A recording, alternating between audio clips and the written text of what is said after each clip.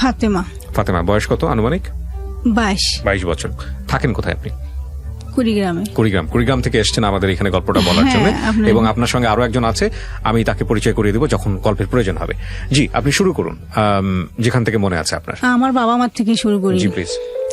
আমার বাবা একজন ব্যবসায়িক ছিলেন, সে ব্যবসা করতো, অনেক বড় ব্যবসায়িক ছিলেন, কারণ সে ইন্ডিয়ার ব্যবসা করতো। এরকম ছিল অনেক বড় ব্যবসায়ী যে আমার মানে বাবার অনেক টাকা ছিল। কয় ভাই বোন আপনারা? আমরা 5 ভাই বোন। 5 ভাই বোন। আমি যাকে বসিয়ে রেখেছি আপনার সামনে, আপনি যে গল্পটা বলতে যাচ্ছেন সেটা কি সমস্ত কিছু সে জানে, নাকি আজকে অনেক কিছু নতুন কিছু জানবে? জানে, আরো জানবে। ওকে, আপনার কোনো সমস্যা নেই তো সে বসে থাকলে? বলেন। তো আমার বাবা অনেক টাকা ছিল তখন। আমার যে বাজারে আমার আব্বু ব্যবসা করতো, যেখানে থাকতো, বাজারের সাথে আমার বড় ফুপুর বাড়ি ছিল, ওখানে আমার আব্বু থাকতো। তো আমার আব্বু ওখানে থাকার পর, আর আমার নানুর বাড়ি হয়েছে ওখান থেকে 4-5 মিনিটের রাস্তা। তখন আমার আম্মুকে দেখার পর আর ওখান থেকে মানে পারিবারিক ভাবে আর কি বিয়েটা হয় আমার আম্মুর সাথে। তো ওরাও সংসার করতেছে অনেক বছর, কিন্তু বাচ্চা হয় না, বাচ্চা ছিল না আমার আম্মুর। আপনার মায়ের বাচ্চা ছিল না? হ্যাঁ, ছিল না। তখন আর কি এক পর্যায়ে আমার দাদি সবাই বলছিল যে ওই মেয়ের বাচ্চা হবে না, তুই ডিভোর্স দে। তখন আর কি আমার আম্মুকে ডিভোর্স দেয়। আমার আব্বু দিবে না, এক পর্যায়ে জোর করে আর কি ডিভোর্সটা হয়। হওয়ার পর অনেক মেয়ে দেখতেছে আমার আব্বুর জন্য, কিন্তু আমার আব্বু কোনো মেয়েকে পছন্দ করে না, বিয়েও করবে না, এরকম। তো আমার আম্মুরও অন্য জায়গায় বিয়ে হওয়ার কথা ছিল, সবকিছু ঠিকঠাক না হয়েছে। এই অবস্থায় আর কি আমার আব্বু শোনার পর আর কি ওখান থেকে আমার আব্বুকে নিয়ে আসে, আব্বু আমার ওই ফুকুর বাড়িতে নিয়ে আসে। আসার পর আবার ওদের বিয়েটা হয়। হওয়ার পরে আরো অনেকদিন যায়, বাচ্চা তবুও হয় না, কিন্তু অনেক চিকিৎসা করার পর আর কি আমি হই। মানে আপনি প্রথম সন্তান? হ্যাঁ, আমি প্রথম। তো অনেক আদরে ছিলাম, কারণ আমি তো প্রথম সন্তান, আর ফ্যামিলির সবাই অনেক আদর করতো। তো আমার পরে আরেকটা আমার ভাইটার বয়স ছিল 3 বছর। তা একদিন আমার আব্বু গরুকে গোসল দিতে নিয়ে যায় আর কি বাড়ির পাশে। তা ওখানে পানি ছিল 1 হাঁটুর মতো পানি। তা আমার ভাইটা পিছনে ছিল, আর আমার আব্বু গরুকে গোসল দেওয়া। এই অবস্থায় আর কি পিছনে তাকায় দেখে আমার ভাইটা নাই। তো আমার আব্বু সবাইকে বলে, কে বলতে পারেন। তখন আমার আব্বু বাড়িতে আসার পরে দেখে যে আমার ভাই নেই। তখন আর কি ওখানে যাওয়ার পরে দেখে আমার ভাইটা পানিতে মারা গেছে। একে তো বাচ্চা হয় নাই, তো এই বিষয়গুলো তো আপনাদের খেয়াল রাখা উচিত ছিল। যাই হোক, গ্রাম অঞ্চলে হ্যাঁ আর কি মারা গেছে। তো কয়েকদিন পর, মনে হয় বছরের মতো হবে এরকম, আমার বয়স যখন 5-6 বছর, তখন আর কি আমার আম্মু বাড়িতে ছিল না, জানি না কোথায় গেছে। আমি খুঁজতেছি, আমার আম্মু নাই। তখন আমার একটা ফুফাতো বোন আমার বয়সের ছিল, ও সহ আর কি আমি খুঁজতে যাই গ্রামে। তখন ওই লাকড়ি চুলায় রান্না করে মানুষ ছাই ফেলায় না বাইরে, তখন আর কি ওই ছাইয়ের মধ্যে আমি পড়ে যাই। আমার ফুফাতো বোন সহ পড়ে গেছি। দুজনে পড়ে যাওয়ার পরে আমার বাম পা আর ডান পায়ের হাঁটু পড়ে যায়। তারপরে আর কি সবাই বলতো যে তো বাঁচবে না, কারণ অনেক শুকনা ছিলাম তখন, আর খুব খারাপ অবস্থা। সবাই বলতো যে বাঁচবে না। তো অনেকদিন পর নাকি আমার পাটা শুকায়। তো আমি যখন ক্লাস 4-এ পড়ি, তখন অনেক মানুষ আসতো আমার বিয়ের জন্য, কিন্তু আমার আব্বু দিত না, যে এত ছোট বয়সে কি বিয়ে দেয়। তখন আমি ক্লাস 4-এ পড়ি, তখন অনেক মানুষ আসতো। তখন আর কি আমার যে আব্বুর বড় ভাই আছে, তার কথা বলতো যে তাকে বলেন। তখন আমার বড় আব্বুকে বললে আমার বড় আব্বু রাগ করতো, যে এত ছোট বয়সে কি বিয়ে দেয় ক্লাস 4-এ পড়ে, এরকম করে যায়। তারপর যখন ক্লাস 5-এ উঠি, তখন আর কি একদিন আমার মানে খালাতো ভাই আমার বাড়িতে আসে না। অন্য মানুষ আসার কথা ছিল আমাকে, কিন্তু ওরা আসেনি। তারপর আমার খালাতো ভাই একদিন আসে, এমনিতে বেড়াইতে আসে, আর আমি ওকে ভালো করে দেখিও নাই। ওদের বাড়ি আমাদের যাওয়া আসা বেশিটা নাই, কিন্তু ওর চাচাতো ভাই আর ওর একটা বন্ধু সহ আমার বাড়িতে আসে। তা আমি ওদিন বাড়িতে ছিলাম না, পাশের বাড়িতে ছিলাম। তো আমি বাড়ি আসতেছি, দেখি একটা ছেলে দাঁড়ায় আছে, অনেক সুন্দর ছেলেটা, অনেক সুন্দর। তখন আপনি কোন ক্লাসে পড়েন বা বয়স কত? 5-এ পড়ি। ক্লাস 5-এ পড়েন, আচ্ছা। তা আমি ছেলেটাকে দেখে অন্য দিকে গেছি, আবার ছেলেটা আমার সামনে দাঁড়িয়েছে। তখন আমি এসে রান্নাঘরে ঢুকছি, তখন ছেলেটা আসি দরজার সামনে দাঁড়িয়েছে।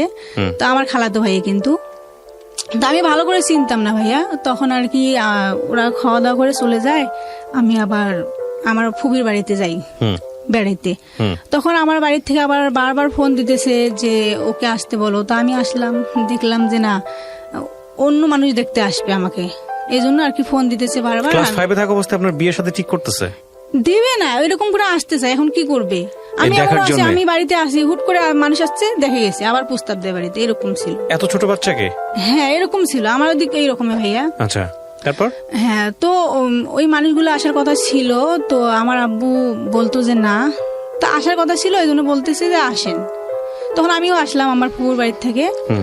তো আমি যেদিন আসছি তার পরের দিন আর কি আমার খালার দেবর আসে আমার বাড়িতে, আমি চিনি না কিন্তু। তো আমার খালার দেবর আসছে, আসার পর আর কি আমার আম্মুর সাথে কথা বলতেছে। ওই দিনও আমি বাড়িতে ছিলাম না। তখন আর কি আমার আম্মু দেখি বলতেছে যে না, আমার মেয়েকে আমি দিব না, ওকে আমি দিব না, ওইরকম করে বলতেছে। আমি জানি না ওর বাবা আসুক। তখন আর কি আমার আব্বু বাড়িতে ছিল না, তখন লোকটা সারাদিন আমার বাড়িতে ছিল। তারপর আব্বু আসছে, আব্বুকে বললো, আমার আব্বু বললো যে না, আমরা দিব না। আর আমি তো শুনছি, আমি বলছি যে কখনো না, আমি কেন বিয়ে করবো, আমি বিয়ে করবো না। বুঝিয়ে না, আমি কিন্তু শুনতেছি, কিন্তু আমি কান্না করতেছি এরকম। তো সে চলে যায়, আমার খালার দেবর চলে যায়। যাওয়ার পর আমার ওই যে ফুপা ছিল, বড় ফুপা ওদের এলাকায়, আমার ফুপাকে আর কি বলে, আমার ফুপুকে বলে যে আমার কথা বলছে যে তারা নাকি দিবে না, তোমরা একটু বলো। তখন আর কি আমার ফুপু, আমার ফুপা আমার আব্বুকে ফোন দেয় বলার জন্য। তা আমার আব্বুর, ওদের এলাকায় আমার আব্বুর একটা বন্ধু ছিল, তাকেও আর কি ওরা বলছে যে আপনিও বলেন। তো তারা, সেও বলতেছে আমার আব্বুকে। তখন আর কি আমার আব্বু না বলছে। তখন আমার ফুপু তো হয়েছে বড়, আবার তাকে তো সম্মান দিতে হয়, এই জন্য আর কি আমার আম্মু বলতেছে যে না, আমিও বলি যে না, আমি ওকে বিয়ে করব না, আমি কেন খালাতো ভাইকে বিয়ে করবো, আমার বিয়ে বয়স হয়নি, অনেক কিছু বলছিলাম ভাইয়া। তো আমার 2-1 দিন পর, ওই দিন ছিল মঙ্গলবার, তখন আমার আব্বু কিন্তু ঘাটে যায়। সে এখনো ব্যবসা করে, টুকিটাকি ব্যবসা করে। সে হাটে গেছে, মানে 10টা বাজবে সকালে এরকম, সে হাটে গেছে। যাওয়ার পর ওরা যে ওভাবে যে আমার ফুপুর বাড়িতে যে কাজি টাজি নিয়ে ওরা সবাই যে ছিল, আমার আব্বু জানে না। আর যাওয়ার সময় আমার আম্মু বলছিল যে না, ওকে আমি দিব না। আর আমিও বলছি যে না। আমার আব্বু বলে যে আমি কি করব তাহলে। তখন তখন আমরা 5 ভাই বোন, আমার পরে আরো 2টা বোন, একটা ভাই। আচ্ছা, এবং আপনি তখন ক্লাস 5 এ পড়ছেন? হ্যাঁ, তো সবই তো ছোট ছোট ছোট ছোট। হ্যাঁ, আমি তো বড়। তো আমার আব্বু যায়, যাওয়ার পর আর কি সবাই নাকি ছিল ওদের বাড়িতে, আমার ফুফুর বাড়িতে। থাকার পর নাকি ওরা কাজী টাজি নিয়ে আসছে, ওখানে নাকি রেজিস্ট্রি হয়েছে। আমরা তো কিছুই জানি না, আমার ফ্যামিলির কেউ জানে না, শুধু আমার আব্বু আর আমার ফুফি ওখানে ছিল, কেউ জানে না। তো এভাবে আর কি রেজিস্ট্রি হওয়ার পর আমি তো ছেলে ভালো করে দেখেও নেই, আর আমার পছন্দ ছিল না, ওদের ফ্যামিলির সত্যি কথা আমার পছন্দই ছিল না ওই সময়। এখন কি বলবো, পছন্দ ছিল না। ছেলে তো তখন, ছেলে কিন্তু ঢাকায় থাকে, ও ঢাকায় আসছিল। তা আমার সাথে তো আর কোনোদিন দেখা হয় নাই, কথাও হয়নি। তো একদিন আমার যে বড় খালা আছে, তার সাথে আবার ও কাজ করতো একসাথে। তখন আর কি একদিন আমার চাচাতো বোনের হাজবেন্ড আসে আমার বাড়িতে। তখন দুলা ভাইয়ের কাছ থেকে আর কি ওর ফোনটা নিয়ে আমার ওই খালাতো ভাইয়ের নাম্বারে আমি ফোন দিই। দেওয়ার পর আর কি আমার ভাইয়াটা আমার আম্মুর সাথে কথা বলতেছে, আর বলতেছে যে তুমি আর জায়গা পাও নাই, এখন দিছো, বয়স হয়নি, অনেক কিছু বলতেছে যে। তা আমার আম্মু বলে যে আমি কি করব, আমি কিছু বলতে পারবো না। তখন আর কি আমার সাথে আবার কথা বললো আমার ভাইয়াটা, বলতেছে যে তুই কি হারুনের সাথে কথা বলবি, এভাবে বলতেছে। তা আমি বলছি যে না। তখন আমি মোবাইলে কথা বলতেও পারি না, এরকম ছিলাম। তখন আর কি ওই হারুন আমার ওই দুলা ভাইয়ের কাছ থেকে, আমার দুলা ভাই তো চলে যাবে তার বাড়িতে, এখন তো কথা বলবে কিভাবে আমার সাথে। তখন আর কি আমার চাচির নাম্বার নেয়, সেটা আমরা জানি না কিন্তু। তো আমার চাচির নাম্বার নিচে নেওয়ার পর ফোন দেয়, আমি তো ফোনে কথা বলতেও পারি না, তা কি বলবো। এইভাবে 2-1 দিন বলতে আমি যাকে দেখতে পারতাম না, কিন্তু এত ভালো লাগছে যে এখন ওর সাথে চুরি করে আমি কথা বলি। কিন্তু আমার আম্মু কথা বলতে দিত না, যে এখনো তো বিয়ে পড়ানো হয়নি, হ্যাঁ এরকম। তা আমি চুরি করে কথা বলতাম, কারণ ওকে অনেক ভালো লাগতো, কারণ ওর কথাগুলো ভালো লাগতো এরকম। তো হঠাৎ একদিন আবার ওদের বাড়িতে, মানে কুরবানি ঈদ আসে, ওদের বাড়িতে আবার দাওয়াত দেয় আমার বাড়ির থেকে। আমার আব্বু বাড়িতে ছিল না, আমার ওই ফুফায় দাওয়াত দেয়। যেদিন ওদের বাড়ি থেকে সবাই আসে আমার বাড়িতে, ওদিন আর কি আমার আব্বু বাড়িতে আসে। তখন মানে একটু সমস্যার কারণে আর কি আমার আব্বু বলতেছে যে না, আমার মেয়েকে আমি দিব না। তখন আমি তো কথা বলতে এমন হয়েছি, এখন ওকে ছাড়া আমি বাঁচি না, কথা বলতেছি, প্রতিদিন কথা বলতেছি চুরি করে এরকম। তো ওভাবে আর কি আমি আবার তখন আম্মুকে বলি যে আগে তো আমি বলছিলাম দেওয়ার দরকার নেই, দিছেন, এখন তো আমি ওকে বিয়ে করবো, আমার ভাল লাগে না ওকে ছাড়া, অনেক কিছু আমি বলতেছি। তা আমার কথাই শুনলো। তা কয়েকদিন পর আর কি অনুষ্ঠান হয়, অনুষ্ঠান হওয়ার পর আর কি ওদের বাড়িতে যাই। আমি তো কিছু বুঝতাম না তখন, আমি কি বলবো, অত কিছু তো বুঝতাম না। কত সালে বিয়ে হয় আপনার? আমার বিয়ে হয়েছে, স্টাডি হয়েছে 12 সালের মনে হয় শেষের দিকে। তখন আপনার বয়স কত, মানে কিসে পড়ছিলেন আপনি ওই সময়টা? 5-এ পড়ি তখন। ইয়া খোদা, যাই হোক বলেন তারপর। 13 সালের হয়তো বা শুরুতে জানুয়ারিতে এরকমই হবে যে আমার অনুষ্ঠানটা হয়। তা আর কি ওদের বাড়িতে যাই, আমি তো কিছু বুঝতাম না ভাইয়া, অনেক কিছু বুঝতাম না, আমি কিছুই বুঝতাম না। তো এমন কি যে শ্বশুর বাড়িতে তো কাজ করতে পারতাম না, রান্না বাড়ি অনেক কিছু কাজ আছে আমি করতে পারতাম না। এই নিয়ে আবার আমার যে আব্বু আমাকে অনেক ভালোবাসতো, সে আব্বু এমন হয়েছে যে তাদের কথাই শুনতো, আম্মুও তাদের কথাই শুনতো যে কেন কাজ করবে না, মেয়ে বিয়ে দিছি কেন কাজ করবে না, এরকম বলতো। তো আমি কাজ করতে আসলে পারতাম না, কারণ অনেক মানুষের রান্না টান্না আমি করতে পারতাম না। তো ওইভাবে ও চলে যায়, বিয়ের পরে ও চলে যায়। তখন আমি আমার বাড়িতে আসি আর যাইতে চাই না। তখন আমার আম্মু ওদের জন্য অনেক মার মারছিল, অনেক মার খাইছে আমি, কেন আমি যাই না। কারণ তখন তো ওদের কথাই শুনতো, আমার কথা কেউ শুনতো না, বলে যে ওরা ভালো, তুই কাজ করিস নাকি, অনেক কিছু বলতো। তো ওভাবে আর কি 7 মাস হয়, বিয়ের 7 মাস হয়। তখন আমার হাজবেন্ড বলে যে ওদের বাড়িতে বলে যে আমি ওকে নিয়ে আসবো ঢাকায়। ও গাজীপুরে থাকতো। আচ্ছা, গাজীপুরে কি করতো? সোয়েটারের কাজ করতো। সোয়েটারের কাজ করতো, ওকে। তারপর তখন আমার বাড়িতে ও বলে যে আমি ওকে নিয়ে যাব, কারণ এত কথা ভাল লাগে না, নিয়ে যাব। তো আমার বাড়ি থেকে ঢাকা আসতে দিবে না, যে একটা মেয়ে যদি ঢাকায় যায় নাকি সম্মান থাকে না ওদের, ওদের বাড়ির থেকেও এই কথা বলে। তখন আমার হাজবেন্ড এখন কি করবে, ও নিয়ে আসবে এরকম। তো ওর কাছে তো টাকাও ছিল না। আমার মা 2টা দুল দিছিল, ওই 2 দুল মানে বিক্রি করছি 4000 টাকা বিক্রি করে আর কি ওকে দিই। তখন ও আমাকে নিয়ে আসে ঢাকায়। হ্যাঁ, নিয়ে আসে। তখন এখন তো রুম নিয়ে ওখানে থাকতেছি, আবার একা একা আমি কি করব, জীবনে আসিনি, কি করব আমি, ছোট মানুষ। তখন আর কি আমি ওকে বলি যে তুমি আমাকে যে কোনো একটা জব নিয়ে দাও, আমি জব করব। ও বলে যে তোমাকে কে জব দিবে, তোমার তো এখনো বয়সে হয়নি আর তুমি কাজ করতে পারবাও না, ওইভাবে বলে। তখন আর কি আমি জোর করে এক পর্যায়ে আমি একটা জব নিয়ে দেয়, আমি যাই। 10-12 দিন কাজ করার পরে আমি অফিসে না, সেটা লিঙ্কিন না জানি কি বলো, ওইরকম একটা কাজ ছিল। 10-12 দিন করার পর আমি আর পারি না। তখন ও বলে যে তুমি পারবা না, তুমি বাসায় থাকো। তখন তো বিয়ের প্রায় 9 মাস হয়ে গেছে। তখন আমি বলি যে আমি তো শুনছি, বুঝি না, কিন্তু শুনছি যে বিয়ে হলে নাকি মেয়েদের বাচ্চা হয়, এরকম বুঝতাম, কিন্তু আমার তো বাচ্চা হইতেছে না। তখন আর কি আমার হাজবেন্ড এক ডাক্তারের কাছে নিয়ে যায়। ওখানে যাওয়ার পর আর কি উনি আমার মুখে শুনে ওষুধ দেয়। 3 মাস ওষুধ খাইছি। বিয়ের কয় মাস পরের ঘটনা এটা, বা কয় বছর? 9 মাস। 9 মাস পরেই আপনি ছোট একটা বাচ্চা, আপনি 10-11 বছর থাকতাম, ভালো লাগতো না। আমি মনে করছি যে আমার তো বিয়ে হয়েছে এখন, এইটা বুঝতাম। তো আমার হাজবেন্ড ওখানে বলে ওষুধ দেয়, আনি দেয়, আমি খাইতেছি, কিছু হয় না। তখন ওখান থেকে আরেক ডাক্তারের কাছে আর কি নিয়ে যায়। উনিও আমার মুখে শুনতেছে আর ওষুধ দিতেছে, বলে যে তোমারই তো সমস্যা এরকম। তো আমি খাইতেছি, ওভাবে 6 মাস গেছে। যাওয়ার পর আর কি এখন আমার একটা কথা ভুলে গেছি যে আমরা যখন বাড়ির থেকে আসি, আমার শাশুড়ি কিন্তু বলছিল তুমি এই বাড়িতে উঠতে পারবা না, উঠলে তোমার পা ভেঙে দেবো, এরকম বলছিল। ওই যে আমাকে নিয়ে আসছে ঢাকায়, একটা মেয়ে মানুষ কেন ঢাকায় যাবে? এখন যে আমরা বাড়িতে কেন ঢাকায় যাবে, মানে এত এই পরিমাণ কুসংস্কার আপনাদের এলাকায়। তখন এখন আমি কিভাবে বাড়িতে যাব? এখন যদি বাড়িতে যাই, ওকে উঠতে দেবে না, আমাকেও। তখন আর কি আমরা 6 মাস চিকিৎসা করার পর আর কি বাড়িতে যাই। যাওয়ার পর আমাকে বাড়িতে রাখে না, ওর চাচার বাড়িতে রাখে। রাখার পর তারপরে দিন আর কি আমার শ্বশুরের হাত পা ধরতে হয় দুজনে, তারপরে আমার আর কি বাড়িতে থাকি এরকম। এখন সবাই বলতেছে যে বিয়ের তো 1 বছর হয়ে গেছে, আর ওদের ফ্যামিলিতে আবার বাচ্চা পছন্দ করে, এখনো করে, যে 1 বছর তো হয়ে গেছে, তা হইতেছে না কেন? এখন কবিরাজের কোনো অভাব নেই, অনেক জায়গায় গেছি কিন্তু হইতেছে না। সবাই বলে হবে হবে, হয় না। তখন আমার হাজবেন্ড বলে যে আমি আরেক ডাক্তারের কাছে নিয়ে যাই, ওটা ছিল গাইনি ডাক্তার। ওখানে যাই, যাওয়ার পর উনিও আবার মুখে শুনে বলে যে এখনো তোমার বয়স হয় নাই, হবে সময় আসলে হবে, এভাবে বলে। তা উনিও ওষুধ দিল, খাইলাম, কিছু হয় না। তখন আর কি প্রায় 1-1.5 বছর মনে হয় পার হয়ে গেছে এরকম। তখন আমি আরেক গাইনি ডাক্তারের কাছে যাই। ওখানে যাওয়ার পর আর কি উনিও আমাকে টেস্ট দেয়, দেওয়ার পরে বলতেছে যে তোমার মানে সমস্যা আছে কম, বেশি একটা সমস্যা নাই, তুমি ওষুধ খাও ঠিক হয়ে যাবে। তখন আর কি উনি ওষুধ দেয়, ওখানেও আমি খাই, হয় না। তখন আর কি আবার হারবালের চিকিৎসা নেই, আবার কুমিরাজি, কিচ্ছু হয় না।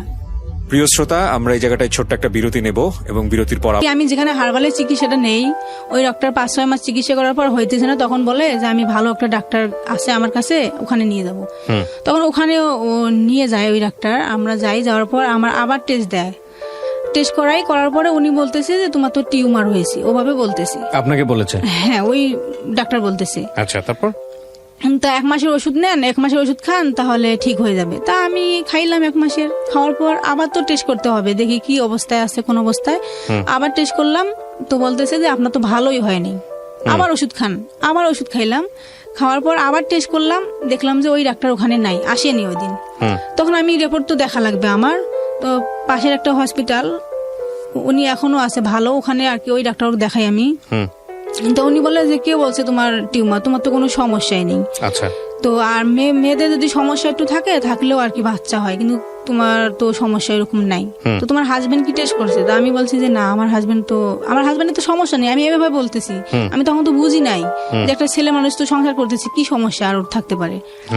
তো ওকে ডাকার পর আর কি ওর টেস্ট দেওয়ার পরে বলতেছে যে আপনার 7 দিন পর আসেন, টেস্ট করান, দেখি কি হয়। ও যখন করার পর দেখলো যে ওর সমস্যা। প্রথম টেস্টে ধরা পড়লো ওর সমস্যা। মানে কিসের সমস্যা? ফার্টিলিটিতে সমস্যা। মানে আলটিমেটলি যেটা কাউন্ট করে, শুক্রাণু যে কাউন্টটা করে, সেটাতে সমস্যা, নাকি অন্য কোনো সমস্যা? এটাই সমস্যা। হ্যাঁ, ওইটা ডাক্তার বলে তো ওইটা আসে আর কি, আসতেছে না, এভাবে বলে। তখন ওই ডাক্তার আবার ওষুধ দিল 1 মাসের, আমাকেও দিছে, দুজনে আর কি খাইতেছি। খাওয়ার পর উনি বলতেছে যে আপনারা রংপুরে যান, ওভাবে বললো। তখন আমরা দুজনে, আমার তো সন্দেহ যে আমার তো টিউমার বলছে 3 বার, আর এখন বলতেছে নাই, তাহলে হয়তো ভুল বলছে। তখন আমি ও সহ দুজনে যাই, যাওয়ার পর আবার ওখানে টেস্ট করে আমি, তো আমার রিপোর্ট নর্মাল, কোনো সমস্যা নেই। ওর সমস্যা বের হয় আবার ওইটা, তখন ওর আবার সন্দেহ যে ওইটা হয় কি না, তখন আবার ও অন্য জায়গায় দেখার পর ওরই সমস্যা। এটা কত বছর আগে ধরা পড়লো ওর সমস্যা? 3 বছর। 3 বছর আগে? আজ থেকে 3 বছর আগে ধরা পড়েছে? আজ থেকে তো 3 বছর না, আমার বিয়ের 3 বছর পরে ধরা পড়েছে। আচ্ছা, তারপর আপনার সংসার কত বছরের? 9 বছর। 9 বছর, মানে 6 বছর আগে ধরা পড়েছে। হ্যাঁ, তারপর কি হলো?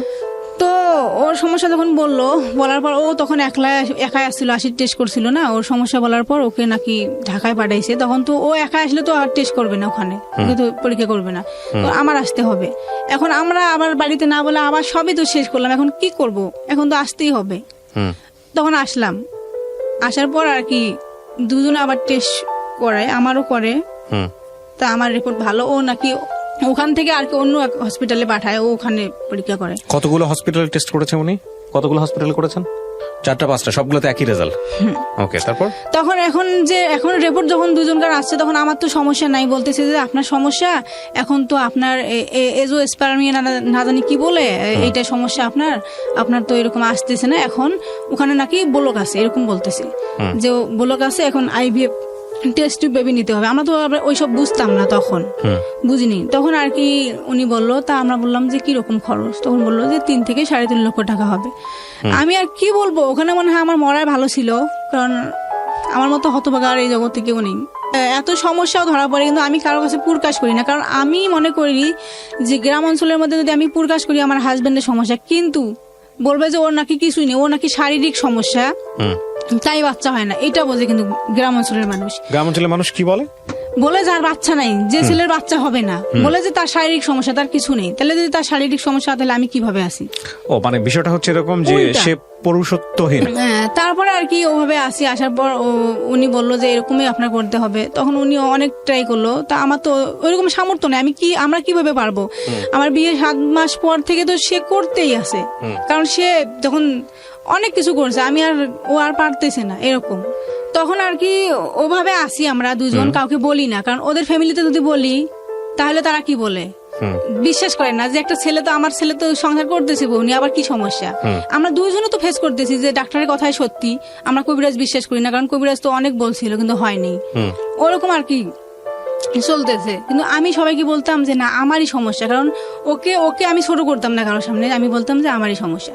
তখন আর কি এখন সব মিলে জিলে এখন আমাদের আবার বাড়িটা ভেঙে যায়। আমার শ্বশুর শাশুড়ি ওরা আবার আমার মতো আর কি একটা জায়গা নিয়ে ওরা ওখানে আসে, সামনে ওদের নদী, আমি যেখানে আসি ওখানে আবার 4,000 টাকা দিয়ে আমি ওখানে নিয়ে আসি। আমার শ্বশুর তো এরকম সামর্থ্য নাই, আর আমার বাবা, বললাম যে আমার বাবা কোটিপতি ছিলেন, কিন্তু ওই ঘরের সন্তান, আমার তো এখন কিছুই নেই, ওরাও তো দিতে পারবে না। আপনার বাবা কোটিপতি ছিলেন কিন্তু আপনার কিছু নাই কেন? হ্যাঁ, এটা আবার ভুলে গেছি যে আমার বাবা যখন ওখানে ব্যবসা করতো, ইন্ডিয়ান যে মাল আনতো সবকিছু, ওখানে আর কি সব টাকা দিয়ে দেওয়ার পরে আর কি সব শেষ হয়ে যায় একবারে, আর কিছুই ছিল না আমার বাবার, এখনো কিছুই নেই, এরকম আর কি আছে আমার বাবার। ওই ফ্যামিলি সন্তান, আমি কোনোদিন তো কারোর সামনে যাইনি, আমি লজ্জায়, আমি তো পর্দা করি, আমি তো ঘরের ভিতরে থাকি। এরকম করে যখন আমাকে আলাদা করে দেয়, আমার শ্বশুর কিছুই দিল না, শুধু একটা ঘর দিল, তা নদী তো ভাঙছে, এখন তো আমার আলাদা বাড়ি, ওভাবে থাকতেছি, কিন্তু একাই। এখন আমাকে ছেড়ে ও কোনো করতেও পারে না, আমি তো একাই থাকতেছি বাড়িতে। আমার একটাই দুঃখ যে আমি দিনের মধ্যে হয়তো পর্দা করি, তাই আমি একাই থাকি, সবার কথা শুনে থাকি, কিন্তু আমার যখন খুব কষ্ট লাগে যে আমি যখন রাত হয় তখন আমার একাই থাকতে হয়, আমার পাশে কেউ নাই, আমি একাই থাকি, ওভাবে থাকতেছি। কিন্তু আমি যে থাকতেছি ওই শ্বশুরে ভাঙা ঘরটা দিছে, ওই ঘরে থাকতেছি, কিন্তু বৃষ্টি আসলে তো পানি পড়তো, দিনে হইলে আমি কোনোটাই যাইতে পারতাম না, আজ যে রাতে হয় পাশের বাড়িতে থাকতাম, এরকম করতাম। ও তখন ঢাকাতে? হ্যাঁ, ও তখন ঢাকাতে আসতে চাইছে, যে ডাক্তার দেখাইতেছে, এরকম ওর ছিল। আমি বলছি যে আমি আগে বলতাম না যে আমার সমস্যা কেন, আমি আমার হাজবেন্ডকে ছোট করব। তখন আর কি আমি এইভাবে বলতে বলতে সবাই বলে তো তাহলে বাচ্চা হয় না কেন, সমস্যাটা কার? তখন আর কি আমি অনেক কয়েক বছর যাওয়ার পর আমি আমার ফ্যামিলিকে বলে দেই যে আমার হাজবেন্ডের সমস্যা। তারপর ওদের ফ্যামিলিকেও আমি বলি, কিন্তু ওদের ফ্যামিলি এখনো মনে করতেছে যে এটা আমার সমস্যা। আপনি আপনার ফ্যামিলিকে জানানোর পরে ফ্যামিলি কি বলে? আমার ফ্যামিলিকে যখন জানাইছি, আমার ফ্যামিলি বলে যে সন্তান দেওয়ার মালিক তো হয়েছে আল্লাহ, কারো হাত নেই এখানে, আর তোমার তো সামর্থ্য নেই, আমারও সামর্থ্য নেই যে দিতে পারবো, এরকম নেই, তো এখন তুমি কি করবা, তোমার যা ইচ্ছে তুমি তাই করো। তখন আর কি আমি বললাম যে আমি কি করবো, আমি তো কিছু, আমার জীবনে বিয়ে একটাই হয়েছে, যদি আমার খালাতো ভাই না হইতো তবু একটা কথা হইতো, আর ওকে আমি এত ভালোবাসি, আমি ওকে ছাড়তেও পারবো না, এভাবে বলছি। তখন আমার আম্মু, আমার ফ্যামিলি থেকে সবাই বলে যে আমরাও তো ওকে ভালোবাসি, কিন্তু এখন ওর জন্য যে তোমার লাইফটা নষ্ট, তুমি কি করবা? কারণ আমার যে ছোট ভাইটা আছে, তার এখন বর্তমানে একটা মেয়ে আছে, বিয়েও করছে, ও 18 বছর বয়স। আমার ছোট বোনের 2টা মেয়ে, 18 বছর বয়সে বিয়ে করে ফেলছে? হ্যাঁ, বিয়ে করছে। মানে আপনাদের এলাকায় কি মানে শিক্ষার আলো একেবারেই নাই, পৌঁছায় না, লেখাপড়া দিছি করবে না, এরকম করে আর কেউ বিয়ে করে। আমার বোনটা যখন ক্লাস 8-এ পড়ে তখন ওকে আর ছাড়বে না। তো এখন আমার ফ্যামিলি থেকে কয়েক মাস আগে আমাকে নিয়ে যাওয়ার পর আর কি সবাই, আমার চাচা সবাই বলতেছে যে এখন তুমি কি করবা, কারণ আজকে যদি ও মারা যায় তোমার কি হবে, তোমার তো এখনো জীবন পড়ে আছে, এখন কি করবা? তখন ওরা কি আর কি আমাকে আসতে দেয়নি, 3 মাস আসতে দেয়নি। না নিশ্চয়ই, আমি এই প্রশ্নটা, আপনার জামাই কি বলে আপনাকে? আমার জামাই? হ্যাঁ, জামাই কি বলে? জামাই মানে আপনার হাজবেন্ড? আমার হাজবেন্ডের কথা যে তুমি যদি আমাকে ডিভোর্স দাও তাহলে তো আমি বাঁচবো না। আপনি আসেন, আপনার হাজবেন্ড এতক্ষণ সামনে বসে আছে, আপনি চলে আসেন। আপনার ওয়াইফ যা বলেছে এতক্ষণ যাবত আপনাদের সংসার নিয়ে, এটা কি সত্য? হ্যাঁ, এটা সত্যি। কিভাবে জানলেন, কিভাবে হলো? আপনার গল্পটা একটু শুনি। মানে আপনি যেটা বলতেছিলেন আপনার প্রবলেম গুলো। হ্যাঁ, আমার প্রবলেম গুলো হলো যে আমি তো আসলে মানে ওই ধরনের কোন সমস্যা ফেস করতাম না, যে আসলে আদৌ কি আমার এই সমস্যা আছে কিনা। আর এগুলো বিষয়ে যখন জানতাম না, তো ওর চিকিৎসাটাই সর্বপ্রথম শুরু করাই আমরা। হ্যাঁ, তো ওর ধারাবাহিকভাবে যখন চিকিৎসা চলতে থাকে, এক পর্যায়ে যখন আমি জানলাম যে আসলে সমস্যাটা ওর না, সমস্যাটা আমারই, তখন ওখান থেকে ওই জায়গায় এক বন্ধাত্ম ডাক্তার, সেটা হলো রংপুরে, যে 2-3 বার পরীক্ষা করার পরে উনি যখন বললো যে আসলে তোমার তো সমস্যাটা যে দেখা যাচ্ছে, তোমার স্বাভাবিক পদ্ধতিতে সন্ধান হওয়ার সম্ভাবনা খুবই কম, তারপরও তুমি ঢাকায় যাও, আমি রেফারেন্স করে দিচ্ছি, তুমি সেখানে গিয়ে তাকে দেখাও। দেখার পরে হয়তো যদি তোমার কপাল ভালো হয় তাহলে তোমার হয়তো অপারেশনের মাধ্যমে হতে পারে, আর যদি না হয় তাহলে অন্য পদ্ধতি আছে, তুমি সেখানে যাও, যে তাদের সাথে কথা বলো। তো তখন আমি ওখান থেকে ওকে নিয়ে চলে আসি। আসার পরে তখন আমি কাজ করি হলো ঢাকা কেরানীগঞ্জে। যখন ওকে নিয়ে ঢাকায় আসি তখন কেরানীগঞ্জে, তখন ওখানে একটা রুম নেই, আমি রুম নিয়ে ওখান থেকে পরে ওকে নিয়ে ঢাকায় আসি। আসার পরে তখন উনি ওকে একটা পরীক্ষা দেয়, আর আমারও পরীক্ষা দেয়, 3টে পরীক্ষা দেয় আমাকে। 3টে পরীক্ষা দেয়, তা বললো যে একটা পরীক্ষা আমাদের হসপিটালে হবে না, সেটা মোহাম্মদপুর থেকে করে আনতে হবে। তারপরে আমি ওর পরীক্ষাটা ওখানে করাই, পরে আমার 2টা পরীক্ষা ওই হসপিটালেই হয়, আর একটা পরীক্ষা ওখান থেকে করে নিয়ে আসি। পরে আসার পরে এখন রিপোর্ট দেখার পরে উনি বলতেছে যে আপনার যে হরমোন টেস্টটা করা হয়েছে, এটাতে দেখা যাচ্ছে আপনার শুক্রাণু যেটা মানে স্পার্ম, সেটা তৈরি হচ্ছে, কিন্তু যে কোনো কারণে বাধাগ্রস্ত, মানে ভাঁজ ডিফারেন্স যেটাকে বলে আর কি, ডাক্তারি ভাষায় নাকি থাকে, সেখানে কোথাও বাধাগ্রস্ত আছে।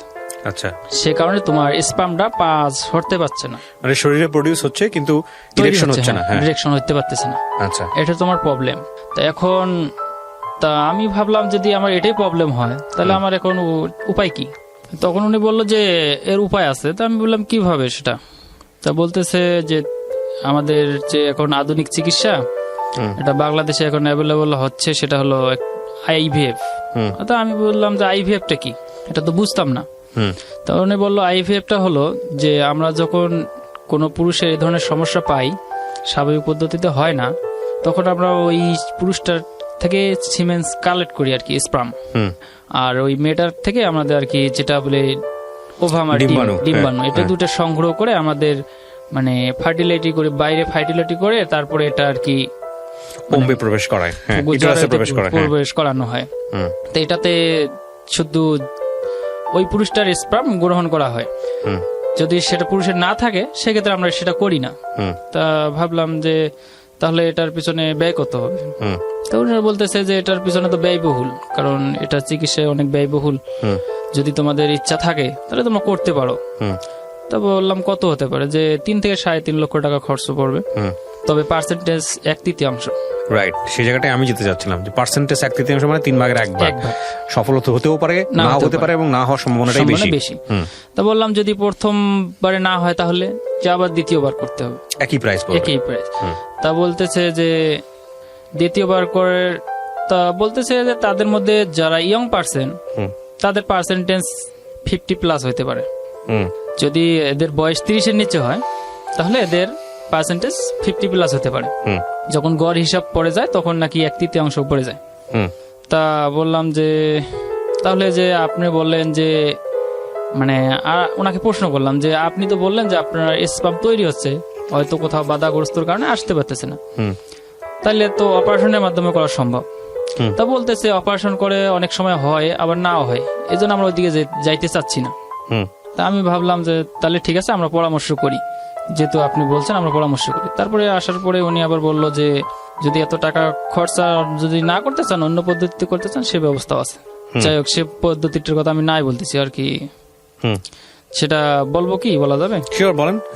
যে ডোনারিজম। আচ্ছা, তা ডোনারিজম, তা আমি বললাম যে এটা কিভাবে? যে ওটা অন্য পুরুষের থেকে কানেক্ট করে আপনার অন্য পুরুষের স্পার্ম নিয়ে আলটিমেটলি সেটাকে ফার্টিলাইজ করা, ওটা ফার্টিলিটি করবে। সেটা হলো আইইউআই পদ্ধতিতে। ওটার খরচ নাকি স্বল্প, যে ওদের স্পার্ম কালেক্ট করে ওটা আইইউ পদ্ধতিতে তার জরায়ুতে প্রবেশ করাবে।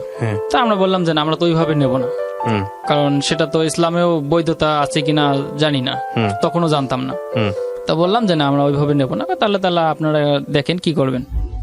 ওকে প্রিয় শ্রোতা, ছোট পরে ওখান থেকে আসার পরে এখন আমি চিন্তা করতেছি যে আচ্ছা যদি ওইভাবে হয়, একবার করার পরে দ্বিতীয়বার, প্রথমবারে না হলে দ্বিতীয়বার আবার করতে হবে, তাহলে আবার বললো যে তোমার স্পার্ম তৈরি হচ্ছে, আসতে পারতেছে না, তাহলে এর যদি কোনো চিকিৎসা থাকে তাহলে আমি সেই দিকে আগেই দেখি একটু। রাইট।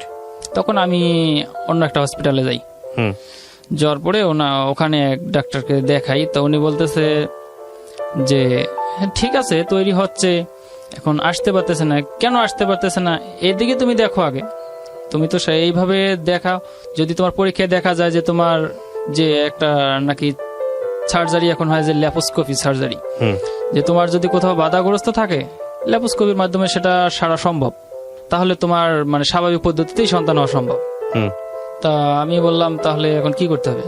তো উনি অনেকগুলো পরীক্ষা দিল, প্রায় 20-25 হাজার টাকার উপরে।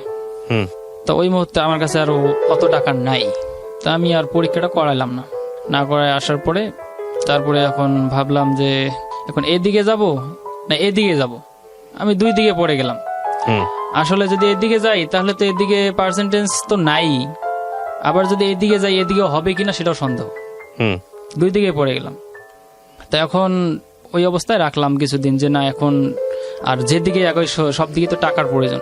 আর আমি তো বিবাহের 7 মাস থেকে শুরু করে যে চিকিৎসা করতেছি সব তো আমার উপর দিয়েই।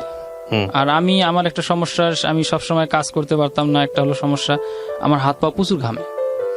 যে এখনো বসে আছে আমার হাত প্রচুর ঘামতেছে পানি, এজন্য আমি সব ধরনের কাজ করতে পারতাম না। যখন সোয়েটারের কাজ করছিলাম তখন ওই নিটিং মেশিন চালা আমার জন্য খুব কষ্টকর হতো। হুম তো আমি যদি রাত্রে মেশিন রেখে আসতাম, সকালে গিয়ে দেখলাম যে ওখানে আয়রন জমে একবারে মেশিন পুরো জাম হয়ে থাকতো। হুম হুম হুম এই জন্য আমি ওর কাজটা করতে পারতাম না, ওটা শুধু নিডেলের কাজ তো, এই জন্য ওটা কাজ করতে পারতাম না, এই জন্য কাজটা আমি ছেড়ে দিছি। হুম তারপরে অনেক জায়গায় তখন দেখলাম যে যখন এইসব কাজ আমি পারতেছি না, তখন গার্মেন্টসের কাজে গেলাম। হুম গার্মেন্টসের কাজেও কিন্তু করতে পারি নাই, যখন ওই মেশিন চালাতে যাইতে হয়, যখন হোয়াইট কালার মাল আসে তখন আর আমি ওই মাল করতে পারি না, কারণ এক্সপোর্ট লেগে যায়। তখন ওখানেও চাকরিটা ছেড়ে দিই, দিয়ে ভাবলাম তাহলে এখন আমি কি করব, কোন চাকরি করলে আমার জন্য ভালো হবে। হুম তখন ওখান থেকে আমি চলে যাই, মানে যে আমাদের যে সিমেন্ট কোম্পানি আছে না, শাহ সিমেন্ট, হুম ওখানের এক সর্দারের কাছে গিয়ে মানে ওখান থেকে আর কি লোড আনলোডের চাকরিটা নিই। মানে ওখান থেকে মনে করেন পুরো ঢাকা শহরে রাত্রে গাড়িতে আসি, হুম আর দোকানে দোকানে মাল দেওয়া, এইভাবে সেল করি। তো আচ্ছা ওখান থেকে ওইভাবে করি আর চিকিৎসা করাই, হুম যে আমার তো টাকা জমাইতে হবে। হুম এদিকে ও যে এতদিন যাবত মানে ওর চিকিৎসা করাইছি, সমস্যা নানান সমস্যা দেখা দিছে, চিকিৎসা করাইছি। হুম এই চিকিৎসা করাইতে গিয়ে ও মানে এখন প্রায় প্রায় অসুস্থ হয়ে যায়, মানে বুঝতে পারি না যে ও মানে অল্প বয়স থেকে ওর চিকিৎসাটা শুরু হয়েছে অ্যান্টিবায়োটিকের উপর, তো হুম মানে ওর শারীরিক নানান সমস্যা শুরু হয়ে যায়। রাইট তো এখন ও প্রায় প্রায় অসুস্থ হয়ে যায়। হঠাৎ করে দেখা গেল আজকে এই সমস্যা, কালকে দেখা গেল ও সমস্যা। মানে এখন তো আমার সংসারে তো অনেক আগেই তো বাবা মা পৃথক করে দিচ্ছে, কারণ আমি যখন এই চিকিৎসা শুরু করি তখন থেকে আমি আর বাবা মাকে টাকা দিতে পারিনি, কারণ মানে চিকিৎসার পিছনে যে এইসব পরীক্ষা নিরীক্ষা খুব ব্যয়বহুল। হুম যেখানে যাই সেখানে অনেক টাকা ঋণ করে, আবার ওই টাকা শোধ না করতে আবার অন্য চিকিৎসা দিয়ে আগাইতে হলে আবার ঋণ করতে হয়, হুম আবার কাজ করি শোধ করি।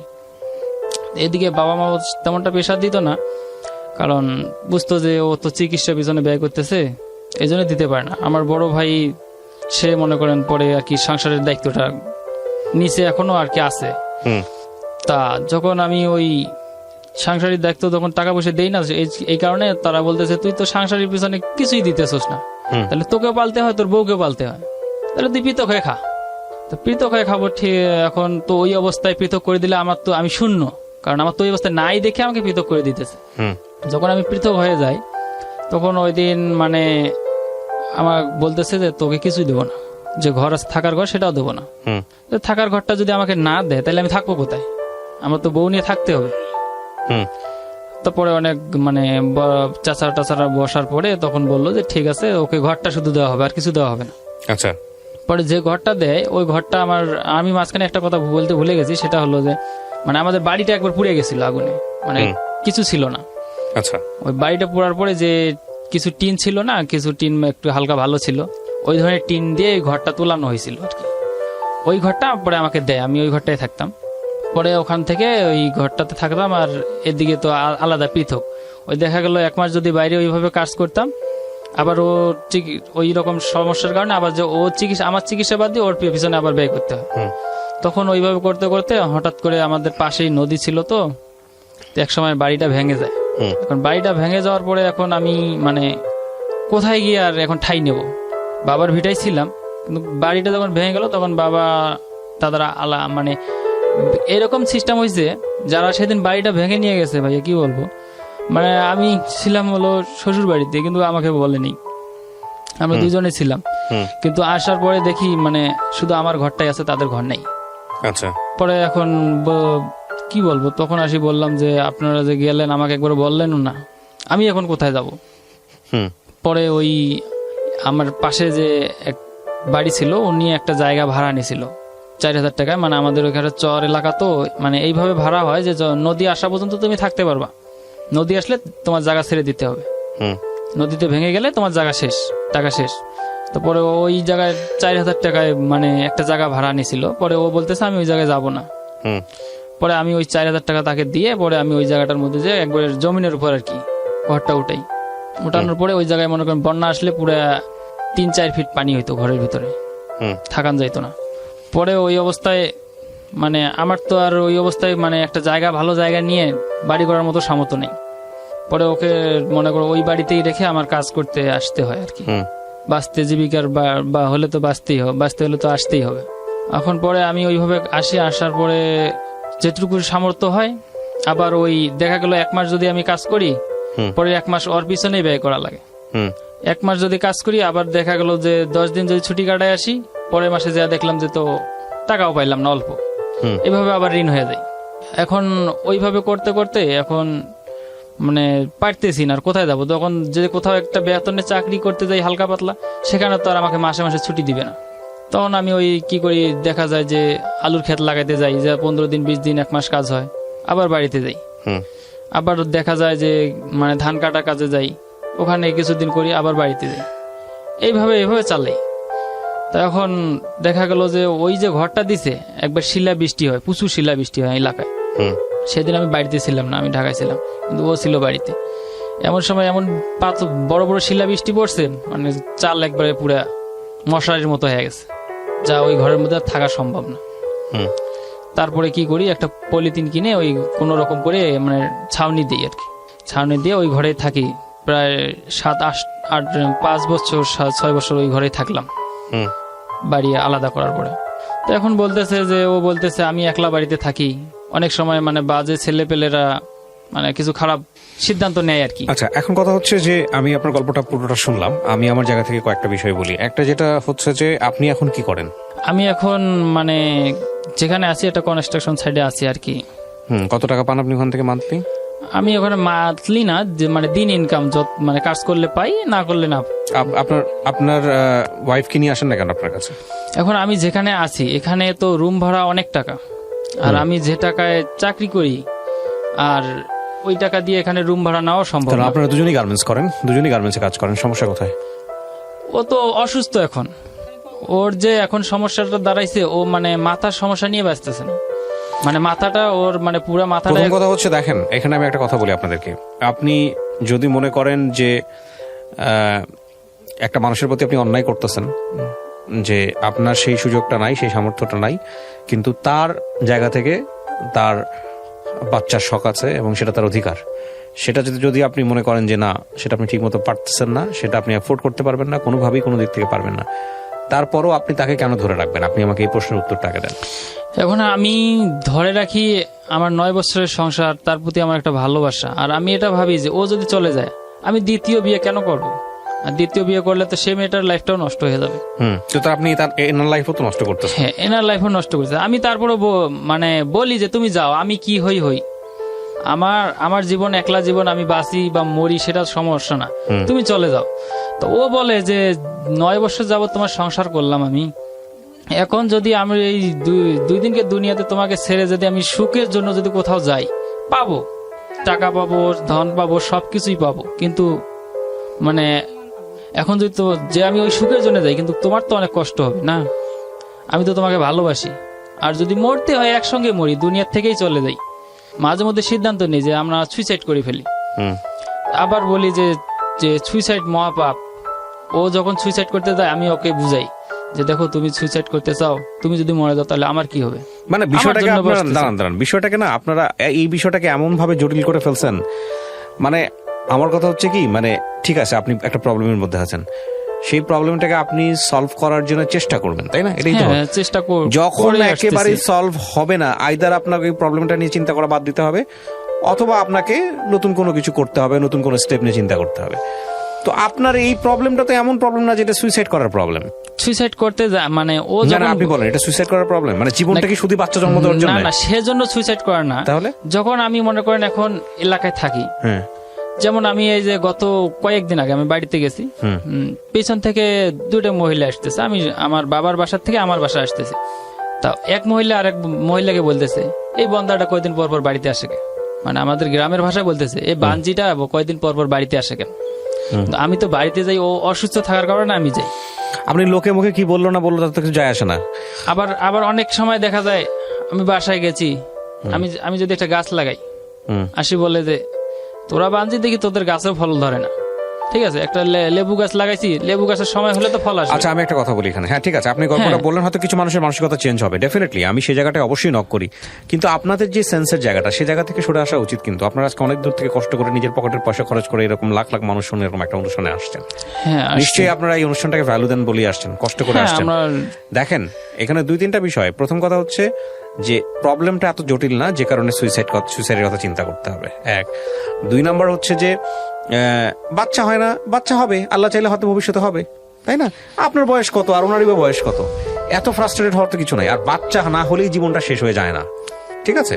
এটা হচ্ছে 1 নাম্বার। 2 নাম্বার হচ্ছে হলো উনি যদি অ্যাকসেপ্ট করে নেয় যে না বাচ্চা না হলেও আমি তোমার সাথে সংসার করব, তাহলে এটা নিয়ে ঘাটাঘাটি না করাটাই ভালো। ওনাকে ওনার মতো থাকতে দেন, উনি আপনার সাথে সংসার করুক। কিন্তু 3 দিন পর পরই যদি দেখেন যে উনি স্যাড, আপনার এই প্রবলেমের কারণে আপনি পারতেছেন না তাকে পয়সা দিয়ে ট্রিটমেন্ট করাতে, আপনি পারতেছেন না তাকে যেই আপনার আইভিয়ান নাকি পদ্ধতির কথা বললেন সেটার দিকে নিয়ে যেতে, তাহলে আপনি তাকে কেন ধরে রাখবেন? আমি আমি এক্স্যাক্টলি। তাহলে যদি না যায় তাহলে তাকে এটা নিয়ে কথা বলাই যাবে না। আপনি দেখেন তার মধ্যে টেন্ডেন্সিটা আছে কিনা। আমি বলি, কিন্তু মানে আমি ওকে বলি যে তুমি অন্য কোথাও যাও। না না না, আপনি আমাকে প্রশ্নটা উত্তর দেন। অন্য যাও কোথাও যাওয়ার প্রশ্ন পরে। আপনার ওয়াইফের নাম কি? ফাতেমা। ফাতেমা। আপনার নাম? হারুন। হারুন। ফাতেমাকে আপনি এটা বলছেন, সে আপনাকে ছেড়ে যাবে না, সেটাও বলছে, তাই না? কিন্তু ফাতেমা আপনার সামনে এই বিষয়টা নিয়ে ফ্রাস্ট্রেটেড হয়, হতাশ হয়, কষ্ট পায়। হ্যাঁ, কষ্ট পায়। আচ্ছা, এখন তাহলে ফাতেমাকে আপনার এই জায়গাটায় নিয়ে আসতে হবে যে ফাতেমা, আমার সামর্থ্য নাই, আল্লাহ আমাকে দেয় নাই, এটা এখানে মানুষের কোনো হাত নাই, কোনো দিক থেকে সামর্থ্য নাই। তুমি যদি এটা অ্যাকসেপ্ট করতে পারো, তুমি যদি মনে করো যে না ঠিক আছে আমার লাইফে কোনো বাচ্চা কাচ্চা হবে না হারুনের দ্বারা, অ্যাকসেপ্ট করলে আমার সাথে খুব স্বাভাবিকভাবে সংসার করতে হবে। স্বাভাবিকভাবে, আমি শব্দটা আবারও বললাম, স্বাভাবিকভাবে সংসার করতে হবে। এটা আমাদের ধর্মেও আছে। তুমি যদি কোনো মানুষের অপরপক্ষ মানে বৈবাহিক সম্পর্কের বিষয়ে বলা হয়েছে, তুমি যদি দুর্বলতা জানো, উইকনেস জানো, সেটাকে ক্ষমা করে তার সাথে থাকো। আর যদি না ক্ষমা করতে পারো তাহলে তাকে বারবার তুমি খোঁটা দিতে পারবে না, বারবার তাহলে তুমি তাকে নিয়ে আলোচনা করতে পারবে না। সো এটা আপনার একটা উইকনেস, যেটা আল্লাহ দিছে আপনাকে, এখানে আপনার কোনো হাত নাই। Got my point?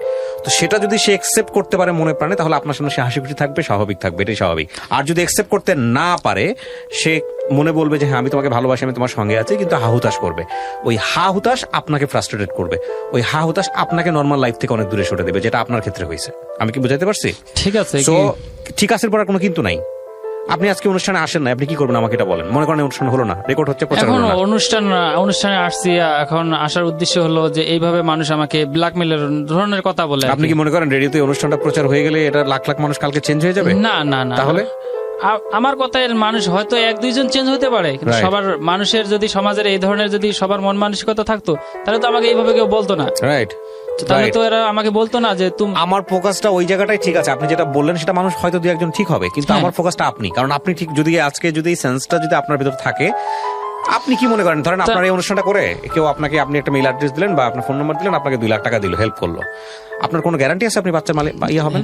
না, হতে পারে যদি আল্লাহ চায়। আপনার 2 লাখ, আপনার 2 কোটি টাকা থাকলেও আপনি অনেক সময় হতে পারবেন না, আল্লাহ যদি না দেয়। হ্যাঁ, তারপর তাহলে পয়েন্টটাতে বোঝার চেষ্টা করেন হারুন। আমি একটা কথা বলি এখানে, যদি হয়তো বা আমরা মানুষের দোয়া আর সবকিছুই তো আল্লাহ তাআলার ইচ্ছে, এখানে কারো হাত নেই। হয়তো আমার ফার্স্ট এডও হয়ে যেতে পারতো যদি আমি একবার চেষ্টা করে দেখতে পারতাম, তাও তো জীবনের আক্ষেপটা দূর হইতো আমার, যে না আমি চেষ্টা করছি, আল্লাহ তাআলা আমাকে দেয় নাই। 28। আপনার বয়সের আরো 40 বছর পরে আছে আপনার শেষ চেষ্টা করার জন্য। তা আপনি এখন এত ফ্রাস্ট্রেটেড কেন? তার মধ্যে একটা কথা আছে, সেটা হলো যে আমি যেটা বললাম, ওর বয়স কত? ওর বয়স 22 না, হিসাবে তো আপনি যখন 22 বছর বয়স, 21-22 বছর বয়স, তারও তো আপনি যদি ফার্টিলিটির কথা চিন্তা করেন তার তো কোনো প্রবলেম নাই। সে 30-32 পর্যন্ত আরো 7-8 বছর ইজিলি ট্রাই করতে পারবে। 7-8 বছর ইজিলি ট্রাই করতে পারবে, কিন্তু এখন যে ওকে রেখে আমি ঠিক মতো কাজ করতে পারতেছি না। একটা হলো পয়েন্ট আমার হলো এটা, যে ওকে রেখে যে আমি ঠিক মতো একটানা যদি কাজ করতে পারতাম, তাও একটা চেষ্টা ছিল। আর দ্বিতীয় কথা হলো, আমি যেখানে আসি, যে জায়গাটা ভাড়া জায়গাটা, এখন হয়তো মানে যে সামনে যে বন্যাটা আসতেছে, সর্বোচ্চ এই বন্যাটা পর্যন্ত থাকা যাবে। শোনেন হারুন ভাই, আমি একটা কথা বলি, এই কথাগুলো যদি মানুষ শোনে না, আপনাকে যে বললেন না যে টিস করে, আপনাকে লক্ষ লক্ষ মানুষ টিস করবে। আপনি একজন 28 বছরের একটা ছেলে। না, আমি পয়েন্ট আগে বলি, আপনি আমার পয়েন্টটা শোনেন। 28 বছরের একটা ছেলে বাংলাদেশে নিশ্চয়ই কাজ করে একটা বউ পালার মতো যোগ্যতা আপনার আছে। হ্যাঁ, আমি সেটার জন্য কখনো শোনেন, আগে শেষ করুন। সেটার জন্যই বলতেছি আপনাকে, আপনি এখন পারতেছেন না বিকজ অফ আপনার সিচুয়েশনের কারণে। আপনি যেখানে রাখছেন আপনার বউকে, সেখানে সে আনপ্রোটেক্টেড একটা জায়গায় আছে। আপনি ঢাকা শহরে গার্মেন্টসে আপনি তো কাজ করতে পারেন, আপনি করেন না কেন? গার্মেন্টসে তো আমি বললাম যে আমার সমস্যার কারণে আমি গার্মেন্টসে কাজ করতে পারি না, যে আমার হাত পায়ে প্রচুর ঘাম হয়। কি পাবেন? হ্যাঁ, বাংলাদেশে বহু ছেলে মেয়ে আছে, বহু হাজবেন্ড আছে যারা গার্মেন্টসে কাজ করে ওয়াইফকে সময় দেয়। আপনি একমাত্র কেস না যদি আপনি করেন। না, আমি গার্মেন্টসে কাজ করতে পারি না। শেষ করি ভাই, রিকশা চালায়, দিন মজুরি করে। হ্যাঁ, আছে না? আমি ওই ধরনের কাজ অনেক করছি। হ্যাঁ, তো তার মানে আপনার তো বাচ্চা কাচ্চা নাই, আপনি বললেনই। আপনি যদি এত কিছু করে একটা মানুষকে যদি চালাতে না পারেন, তাহলে এটা মানুষজন আপনার এই কথা অ্যাকসেপ্ট না, করবে না। আমি মানুষজন চালার কথা এখানে কখনো বলি না। আমি যত কষ্ট করি, আমি তো যতই কষ্ট করি, আমি তো কখনো কারো কাছে হাত পাততে যাই নাই। কারণ আমি এটা বলতে চাচ্ছি যে আমি যে সিচুয়েশনটার মধ্যে আছি বর্তমানে, এখন যদি আমি সামনে একটা জায়গা করে যে বাড়িটা করব, যদি ওই দিকে অগ্রসর হই। আপনি কি ওই দিকে অগ্রসর হবেন? আপনার বাংলাদেশের নিজের বাড়ি করতে হলে কি নিজের জমি লাগবে? এরকম সিচুয়েশন বাংলাদেশে সবার আছে না, নিজের জমিটা না। আপনি কি করবেন আমার কাছ থেকে শোনেন। প্রথমত আপনি আপনার ওয়াইফকে আপনার সাথে রাখবেন। কিভাবে রাখবেন? ঢাকা শহরে সেরকম একটা কর্মসংস্থানের ব্যবস্থা করবেন। আপনি চাইলে এখান থেকে বের হয়ে গিয়ে কর্মসংস্থানের ব্যবস্থা করতে পারবেন না, আপনাকে চেষ্টা করতে হবে। আমি আমার কথা আগে শোনেন। আপনি তো রেডি হয়ে আসছেন আপনি নিজের কথা বলার জন্য। আপনি যদি রিসিভ না করেন আপনি চেঞ্জ করতে পারবেন না। আপনাকে চেঞ্জ করতে হলে আপনাকে রিসিভ করতে হবে, কারণ আপনার মতো শত শত হাজার হাজার কেস আমি জানি। ঠিক আছে, সো প্রথম চেষ্টা হবে বাচ্চা না, বাচ্চার কথা ভুলে যান। প্রথম কথা হচ্ছে বাচ্চা আপনাদের দুজনকে মানসিকভাবে অসুস্থ করে দিছে। হ্যাঁ, ঠিক আছে, এটা হচ্ছে আমার পয়েন্ট। হ্যাঁ, বাচ্চা জীবনের জন্য এমন কিছু না যে বাচ্চা না হলে জীবন হেল হয়ে যাবে। আপনারা দুজন মানুষ অসুস্থ হয়ে গেছেন, আপনাদের দিকে তাকানো যাচ্ছে না। আপনারা প্রথম যে কাজটা করেন, আগে বাঁচেন। ঠিক আছে, আর মানুষ কি বললো এটা নিয়ে চিন্তা করেন না। হ্যাঁ, মানুষ আপনার জীবন, আপনি না খেয়ে থাকলে মানুষ আপনাকে খাবার দেয় না? আপনি চুরি করছেন কারো ঘরে? করেন নাই তো, তাহলে সে কি বললো না বললো সেগুলো কিছু চাই আসে না আপনার। সেটা শোনেন, আপনি যেটা করবেন, প্রথম দায়িত্ব হচ্ছে আপনাকে আজকে আমি $1 মিলিয়ন সাজেশন দিচ্ছি। আপনাকে $1 মিলিয়ন সাজেশন দিচ্ছি। আপনি তো 2 টাকা মানুষের কাছ থেকে হেল্প পাওয়ার জন্য হয়তো আজকের এপিসোডে আসছেন, অথবা আসেন নাই, আমি দুটাই বললাম। কিন্তু আমি আপনাকে যে সাজেশনটা দিচ্ছি সেটা $1 মিলিয়ন সাজেশন, কোটি কোটি টাকার চাইতে অনেক দামি সাজেশন। আপনার ওয়াইফকে রাখার চেষ্টা করেন, এটার জন্য আপনার মানসিক শক্তি দরকার। আপনি শুধু এক্সকিউজ খুঁজেন না। আপনি এভাবে চিন্তা করেন, আপনি একটা পুরুষ মানুষ, আপনার 2টা হাত আছে, 2টা পা আছে, একটা মানুষের খাবার রোজগার করতে পারবেন না আপনি? একটা মানুষের আপনি থাকার জায়গা করতে পারবেন না ঢাকা শহরে? এটা কোনো কথা হইলো নাকি? আপনি এভাবে চিন্তা করেন, আপনি কোনো মাঝখানে কোনো এক্সকিউজই দেখাবেন না। আপনি চিন্তা করেন, আপনি চিন্তা করলে আল্লাহ ব্যবস্থা করে দিবে আপনাকে। বুঝতে পারছেন? আপনি যদি মনের দিক থেকে শক্তি রাখেন যে না, আমাকে আমার ওয়াইফকে কাছে রাখতে হবে, প্রথম কথা হচ্ছে এইটা। আপনি তো ওনাকে কাছেই রাখতে পারেন না। বিয়ের পরে কয় বছর কাছে ছিলেন? দুজন তো পাশাপাশি ছিলেন না। উনি আপনার জন্য দিনের পর দিন, মাসের পর মাস অপেক্ষা করে বসে থাকে। হ্যাঁ, এবং একটা এরকম একটা বাড়ির মতো থাকে, দেখতে শুনতো মাশাআল্লাহ সুন্দর। তো সে তো অবশ্যই রিস্কে থাকবে, সে তো আপনার কাছ থেকে কিছুই পায়নি, আপনাকে একতরফাভাবে ভালোবেসে যাচ্ছে। তো অবশ্যই আপনি যেখানে আপনার কাজ হবে এমন একটা কাজ খুঁজে পাওয়া, যেই কাজটা করে 2 বেলা 2 মুঠো ভাত একসাথে খাইতে পারেন, অন্তত রাতের বেলা একসাথে ঘুমোতে পারেন, এরকম একটা ব্যবস্থা করা। প্রথম কাজ হচ্ছে আপনার এইটা, আগামী 1 বছরে। তারপরে গিয়ে আপনার বয়স কেবল মাত্র 22, ওনার বয়স কেবল 22 আর আপনার বয়স কেবল 28। এরপরে আপনি টাকা জমান আস্তে আস্তে। জীবনে তার অন্য কোনো এম নাই, বাড়ি করতে হবে, গাড়ি করতে হবে, কার জন্য করবেন? বাচ্চা কাচ্চার জন্য করবেন। ধীরে ধীরে টাকা জমান, চেষ্টা করতে থাকেন। আল্লাহ নিশ্চয়ই এর মধ্যে চাইলে, সবচেয়ে বড় চিকিৎসক তো আল্লাহ। আপনি আল্লাহর কাছে সিজদায় পড়েছেন যে আল্লাহ তুমি দাও, সবসময় চাই, ফাইন, তাহলে ওইটাই আপনার ব্যবস্থা করে দিবে। সো আমি বলি ভাই, আপনি আজকে এখানে অনুষ্ঠানে আসছেন, আপনার আগামী 6 মাসের মধ্যে কাজ হচ্ছে আপনার ওয়াইফকে আপনার নিজের কাছে রাখা, সেটার জন্য আপনার কাজের ব্যবস্থা করা। এই হাত ঘামা কোনো এক্সকিউজ হইতে পারে না। হাত ঘামার বাদলে অন্য কোনো কাজ করেন, হাত ঘামা ছাড়া আপনি অন্য কাজ করেন। হাত তো আমারও ঘামে, রেগুলার ঘামে। আমি যখন কিবোর্ডে চাপ করতে যাচ্ছি, আমার কিবোর্ড কিছুক্ষণ পর মুছতে হয়, কিবোর্ড নষ্ট হয়ে যাচ্ছে, ল্যাপটপ নষ্ট হয়ে যাচ্ছে, তো আমি কি কাজ বন্ধ করে রাখছি? সারাদিন আমার ওইখানে কাজ করতে হয়। এটা কোনো এক্সকিউজ হতে পারে না। আপনার মাথায় একটা প্রথম কথা হচ্ছে কি, একটা মানুষ কখন হারে জানেন? একটা মানুষ যখন নিজের কাছে হারে, নিজের ব্রেনের মধ্যে যখন এটা ঢুকে যায় যে আমার দ্বারা হচ্ছে না, পারতেছি না। আপনার সবচেয়ে বড় অ্যাসেট হচ্ছে আপনি এরকম একটা খারাপ অবস্থায়, আপনার 2টো পা ঠিক আছে, 2টা হাত ঠিক আছে, আপনি সুস্থ আছেন। হ্যাঁ, ইনশাআল্লাহ। আপনি মানসিকভাবে যে পরিমাণ ভেঙে পড়ছেন, মানসিকভাবে আপনি যেই পরিমাণ শক্তি হারাই ফেলছেন, এই জায়গাটায় আপনার আগে চিকিৎসা দরকার। 8-9 বছর ধরে বিয়ের ক্লাস 5-এ পড়া স্টুডেন্ট, বিয়ের 1 বছর পর থেকে শুরু করছেন আপনি তার ট্রিটমেন্ট বাচ্চার জন্য। তার মানে কি পরিমাণ মানসিক প্রেসারে আপনারা আছেন? এই 1 বছর 9 বছর ধরে তো সংসারই করেন নাই, শুধু এই বাচ্চার পিছনে দৌড়াইছেন। হ্যাঁ, যা 9 বছরে যা ইনকাম করছি সব এর পিছনে ঢালছেন। এটা আপনাদেরকে কে বুঝাবে? এটা তো একদম পুরা, মানে এটা কোনো জীবনই হইতে পারে না। সন্তানের আশায় তো করছি, এটা কোনো জীবনই হতে পারে না। আমি কি বুঝাইতে পারছি ভাই? সুতরাং আপনার প্রথম কাজ হচ্ছে আপনার ওয়াইফকে আপনার কাছে রাখা। বাড়িও হবে এক সময়। জীবনে একটা মোমেন্ট লাগে মানুষের জীবন পরিবর্তন হওয়ার জন্য। ইফ ইউ বিলিভ, আপনি যদি বিলিভার হন, আপনি যদি আল্লাহ বিশ্বাসী হন, একটা মোমেন্ট লাগে মানুষের লাইফ চেঞ্জ করার জন্য, একটা সিঙ্গেল মোমেন্ট। আপনার যত প্রবলেম আছে আপনি আল্লাহর কাছে বলেন, এগুলো কোনো প্রবলেমই না। আপনি আজকে যে বিষয়টা নিয়ে এখানে আসছেন, হ্যাঁ, আমি 2টা শিক্ষা নিতে পারি আজকে এই গল্প থেকে, যদি আমি ব্যক্তিগতভাবে এই শিক্ষাটা নেই। একটা হচ্ছে যে আমাদের সমাজে পরিবর্তন দরকার, যে একটা মানুষ বাচ্চা না হলেই মনে করে তার পুরুষত্ব নাই এবং সে সংসার করার যোগ্য না, এটা সম্পূর্ণ ভুল। তাদের এই বিষয়গুলো নিয়ে দুর্বলতা নিয়ে টিকা টিপ্পণী দেওয়া উচিত না। এটা হচ্ছে প্রথম কথা। এই জায়গাটা আমাদের মানসিকতা পরিবর্তন করতে হবে। হয়তো সে কোনো কিছু না মিন করেই কথাটা বলেছে, কিন্তু এতে আপনার কি পরিমাণ কষ্ট হতে পারে, কি পরিমাণ আঘাত লাগতে পারে সেটা সে চিন্তা করে না। আমি সেটা বুঝি, কারণ আপনি অলরেডি মানসিকভাবে সেখানে দুর্বল। আরেকটা বিষয় যদি শেখার থাকে সেটা হচ্ছে যে এই বিষয়টা নিয়ে আপনি ব্যক্তিগতভাবে যতটা দুর্বল হয়ে গেছেন, যে বাচ্চা কাচ্চা ছাড়া যে পৃথিবীতে মানে আর কিছু নাই, আপনাদের দুজনের বক্তব্য শুনে যেটা মনে হয়েছে, এটা সম্পূর্ণই ভুল একটা ধারণা। একটা জিনিস, আপনি মরে গেলে আপনার কবরে আপনার বাচ্চা যাবে না? যাবে না, ঠিক আছে, আপনার যাবে আপনার কাজকর্ম, ঠিক আছে, কিন্তু তারপর দুনিয়াতে একটা বাবা ডাক শুনতে ইচ্ছা করে। হ্যাঁ, তো আপনার মতো লোক আর পৃথিবীতে নাই, তারা সবাই সুইসাইড করছে না? সুইসাইড করে নাই, তাইলে কিন্তু হয়তো তাদের মানে যাদের এরকম আর্থিক সামর্থ্য আছে তারা করতেছে, কিন্তু আমি রাস্তাঘাটে বাচ্চা ফেলা দেয় মানুষ, জানেন? হ্যাঁ দেয়, কিন্তু ডাস্টবিনে বাচ্চা পাওয়া যায়, এটা জানেন? হ্যাঁ, অনেক সময় তো দেখি পড়ি না, কিন্তু আল্লাহকে বলি যে আল্লাহ বাচ্চাটা ওই জায়গায় না দিয়ে আমাদের ঘরে দিতা। না, এটা কিন্তু বিষয় না। বিষয়টা চিন্তার জায়গাটা অন্যরকম। সিচুয়েশন, আপনি এই সিচুয়েশনে আনহ্যাপি, সে বাচ্চার সাথে আনহ্যাপি। আল্লাহর কাছে শুকর করেন যে আপনাকে আল্লাহ কোনো না কোনো ভাবে এর মাঝখানেও সুস্থ রাখছে। হ্যাঁ, সুস্থ রাখছে, বিকজ ওই বাচ্চাটা আপনি চাচ্ছেন, বিকজ আপনি ওই জায়গাটায় আনহ্যাপি, আর তার কাছে বাচ্চাটা বার্ডেন হয়ে গেছে। ফ্যাক্ট কিন্তু বাচ্চা না, বাচ্চার ফ্যাক্ট না, ফ্যাক্ট হচ্ছে সিচুয়েশন। আপনার লাইফে এই সিচুয়েশনে আপনি আনহ্যাপি, তার লাইফে ওই সিচুয়েশনে সে আরেকজন আনহ্যাপি। সো আপনাকে যদি হ্যাপি হইতে হয় তাহলে এই জায়গাটা থেকে বের হইতে হবে। হ্যাঁ, মানুষের আপনি কেন বাচ্চা চাচ্ছেন? বিকজ আপনি এই যে বাবার ডাক শুনছেন, বাবার ডাক শুনলে আপনার কি হবে? মনের মধ্যে খুশি লাগবে, আপনি সুখী হবেন, আনন্দ লাগবে। টার্গেটটা কি খুশি হওয়া, সুখী হওয়া, তাই তো?